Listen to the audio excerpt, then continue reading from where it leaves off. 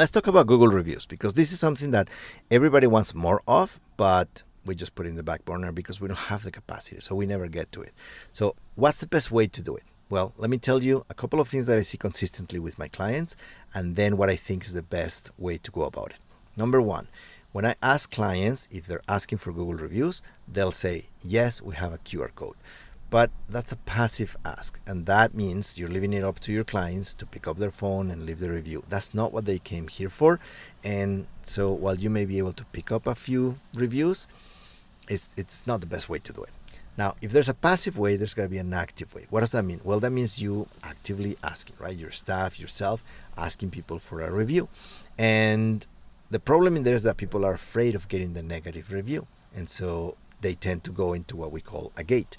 A gate is basically an internal form where you send them, so the QR code, or you have a QR code, you ask them to leave you the review, and then that QR code goes to a page that has an internal form that mimics Google. It has the 5 stars and it has the box for the text, and then you ask them what the experience was. If it's a 4 or 5 star, then you send them to a page that says, thank you, we're happy you had a great experience, can you please leave us a Google review?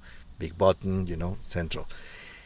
If it's a negative review, so 1, 2, or 3 stars, then you send them to another page that says, sorry to hear you had a negative experience, can you please let us know the details so that we can make it right?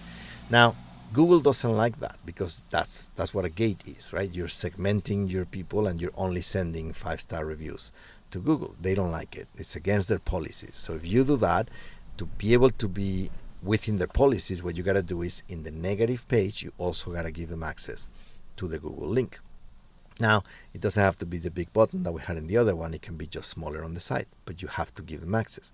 Now, the problem with that is that you're going from asking them to leave you a review, and already for every 10 asks, you may have 2 or 3 that are actually clicking on the link, and then those are actually leaving you the review, and now you're saying, okay, well, if it's positive, give me the review in Google. And so it just keeps becoming a smaller number, right? And so for every 10, you may get 1 because you're putting friction in the middle.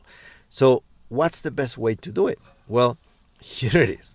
If you trust your service or your product, ask them directly, actively, for a Google review. Don't put a gate, go straight to Google. And I know it's scary, but let me tell you a couple of things on that.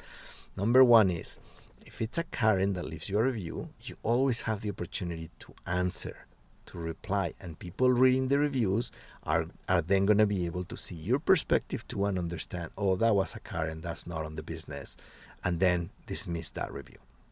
Second thing is, at the end of the day, that's an average. And so if you get a 1-star review, add another 20 5-star reviews, and then that'll drown that one review, negative review. So here's the thing. If you trust your service, your product, your customer service, and you ask people for Google reviews, they'll tend to give them to you. And you'll realize that really you've been just missing on all these Google reviews because you were afraid of getting the negative review. Now, how do we do this? Well, the easiest way is to automate it. You get your CRM to get a signal, right? When the meeting's over, when you finish the service, when somebody checks in, the CRM receives a signal, starts a timer for maybe, 2 hours, 3 hours, 2 days, 2 months, depending on your service or product, and then send a text message with the link to leave you a Google review. That way, every single person gets a text message, and then they decide if they go and leave the review or not. Yes. Scary, yes, you can still get the negative reviews, but again, the numbers speak by themselves. The last client that I had, we activated this for them last week, no gate. He wanted a gate, and he spent 2 months, 3 months thinking about the gate and how are we going to do it and what it's going to say and all of this. And last week, he finally said, let's turn it on the way you're saying, let's go straight to Google.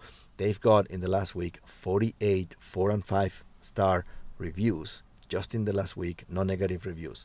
Why? Because they trust their product. So straight to Google, trust me, it'll balance out. I'm really curious to hear your comments and if you have any questions. If you have any other way to do it that you think is better, let us know in the comments too, and see you in the next one.